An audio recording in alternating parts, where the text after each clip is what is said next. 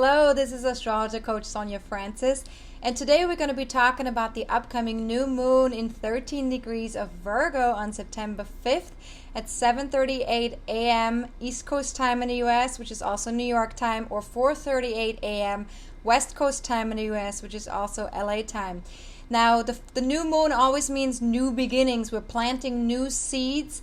We're going within. There's no light in the sky. The moon is completely dark.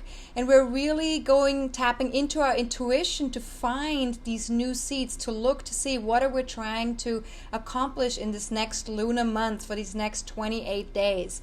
Now, with the Virgo energy, this has very much to do with looking at our daily routines, seeing if we can improve them in some way so we can actually have a more smooth and flowing experience in our day-to-day experience. It's very much about looking at practical approach to life, getting organized, being of service, maybe looking at the details in our lives, and also looking at our health matters or health regimes. Now, any project that you can do in the next 28 days that it requires you to pay attention to detail or making lists of some sort, or, for example, starting a new health regime, whether that's a new eating habit that you're trying to implement, or maybe a new exercise program. Those are all great things to do right now during these next 28 days. Now, we're really trying to free the mind from clutter during this Virgo new moon. And so you really want to get clear and see in your life, like, where do you have clutter? Also check in, is there internally a sense of clutter, or is it just externally, or is it maybe both? So look to see how you can improve the flow in your life by dissolving the clutter. Now, the thing with this new moon is that there is an opposition to Chiron in Pisces, which means that we're looking for a balance between two different needs that we have currently. And this may also play out in relationships where one of you is holding one energy and the other person is holding the other energy. Or it could be an internal experience. The one need, of course, is for organization and practical improvement, which is the Virgo energy. And the other need is for doing some emotional and spiritual healing, which would be the Chiron and Pisces. Now, this is obviously a process. Healing is always something that's a process, and it has to do with finding acceptance and integration of that particular energy. And in this case, it's the Pisces energy, right? Which has to do with our spirituality and our emotional, intuitive sensing. And the tools that are really great to use in order to integrate these energies are compassion and understanding. So we really want to look into being compassionate and understanding with ourselves and with other people in our lives. Now, the other aspect that's really strong in this new moon is an opportune aspect with Jupiter in Cancer. And Jupiter in Cancer also has a big play in supporting us in this healing process that we're currently in. And the opportunity with this new moon for the next 28 days is to bring a new perspective on self-nurturing and self-care to our day-to-day routines or to our health regimes. An opportunity always means that there's an opening, which means that we need to take actions in order to take advantage of that opportunity. It's not just going to be given to us. So we're really needing to make a conscious choice here. So anything a new perspective that we've found, or a new kind of adventure that we want to take in regards to nurturing, in regards to self-care, in regards to our home, in regards to family. These are things we really want to take actions on right now in order to take advantage of that opportunity. Now, the core message of this new moon, I would say, is, simplify your life, because Virgo is very much about simplifying things, making them run more smoothly. It's also about dedicating ourselves to what's important, because Virgo says, here's what works, here's what doesn't work, and so we're really getting more clarity around what's important to us. And the last thing I would say is, be mindful, because Virgo very much has to do with mental processes as well. Mercury is the traditional ruler of Virgo, so it really is about communication, information, how we absorb and process and share information. So it's our mental processes and mental energies. And so it's very important to pay attention to our thinking, to our thinking processes, because thinking is energy, and it's energy that we're putting forth into the world. When we're having a thought, that gets transmitted right away energetically to everyone around us. And this may happen on an unconscious level. People may not exactly know what you're thinking, but they're feeling it, they're sensing it. And as we're becoming more and more sensitive to our environment and to other people around us, this is going to be more and more true as we go on. And so it's very important to be mindful on what we're broadcasting, right? It's important to be mindful what we're thinking, how we're communicating with ourselves. What are we saying to ourselves, right? What are we saying to ourselves about others or about the world? So these are really good things to pay attention to. Now, Mercury, which is the ruler of Virgo, Mercury is forming a grand cross between September 14th and 19th with the already existing T-square between Pluto, Jupiter, and Uranus, which I already mentioned in my last video, but that time around it was Venus who made that grand cross aspect. This time around it's Mercury. So there is a sense when Mercury moves into 9 to 14 degrees of Libra, it will trigger that grand cross.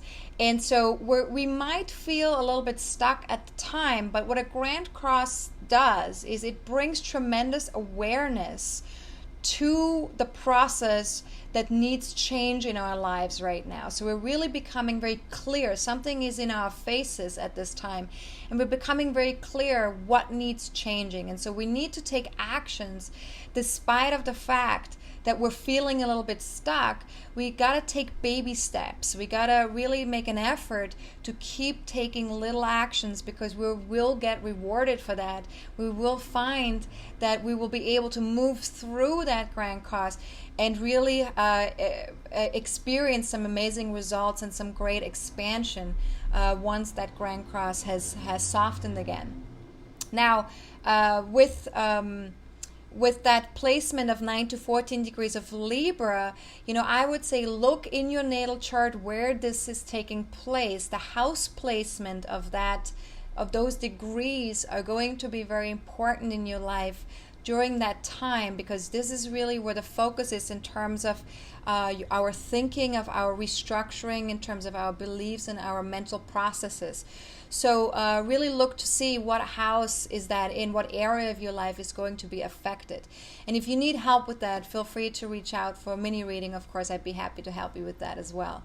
Now, the Grand Cross also will bring profound insights. It might be a game changer in terms of information that we're sharing or that we're receiving.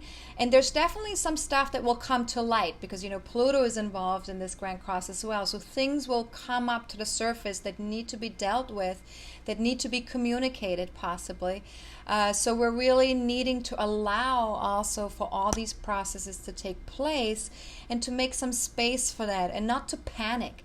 When we panic, we get stuck in fear, and fear is not going to help us to move forward. It's not going to help us to find creative solutions and to create the change that needs to happen at this time. So it's very important to remember, that that this Grand Cross is all about paying attention to what's in our face, to take step-by-step little actions, and to keep our hearts open and find creative solutions for the challenges that are at hand right now. Okay? Now remember that you are from divine origin, which means that we're needing to always remember that the heart informs very much what the mind is doing. So we need to tap into our heart. We need to tap into our intuition in order to really make this Virgo energy the best it can be. Also, of course, entertain new ways of looking at yourself and looking at the world. We're living in ever-changing times right now. Things are transforming very strongly, very deeply. There will also be a Pluto station in September, which means that the energy of transformation is going to be particularly strong at that time. Pretty much at the same time as when Mercury is making that grand cross with the T-square. So really pay attention to what's in your face at that time, also in terms of all the empowerment or disempowerment processes that are happening in your life. Where are you focusing your passion right now? Where do you need to move forward with certain things that you feel deeply connected to on an emotional level? So that's pretty much the new moon. I would say if you have 11 to 15 degrees of Virgo, Pisces, Gemini, or Sagittarius planets or points in your natal chart. So that would be the rising sign or the ascendant, the sun, the moon, Mercury, Venus, Mars, or the career point, which is also called the MC. If you have any of those in 11 to 15 degrees of those signs, then you're definitely going to feel this new moon more strongly. But of course, all of us will feel it somewhere in our chart. So feel free to reach out if you need to know what that means for you personally. And intentions are also very big during the time of the new moon. So feel free to set powerful intentions, plant those seeds for the new lunar month. And the best time to set intentions, of course, is anytime after the new moon has become exact. And we always want to avoid moon void, of course, phases. So this month, the best time would be September 5th, 7:38 a.m. until September 6th, 6:10 a.m. That's New York time.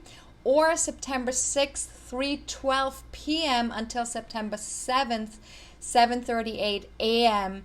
also New York time. If you live in a different time zone and you need to know what time that is for you where you live, feel free to plug in those times, those New York times, into the time zone converter on the internet. You can Google that.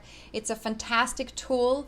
And if you need any help with that, please feel free to reach out. You can email me at Sonja@AstrologerCoach.com. That's SONJA@AstrologerCoach.com. And for any kind of support that you need in terms of readings, I'm always happy to support you and help you, whether it's a small reading or whether it's more in depth and wanting to really go deeply into your own chart. But also, if you want to learn about astrology, I have several courses that are offered at this time that you can either do via recording or you can do them live with me on the internet, online. So please feel free to check that out on my website at AstrologerCoach.com. And of course, always feel free to stay in touch with me via my weekly forecasts and all my videos, which you can also find on my website, or you can find them on my Facebook fan page, which is facebook.com/astrologercoach.sonjafrancis.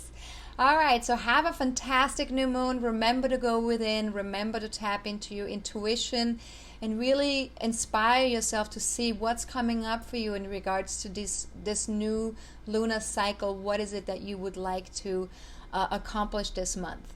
All right, so have a good one. This is Astrologer Coach Sonja Francis. Goodbye.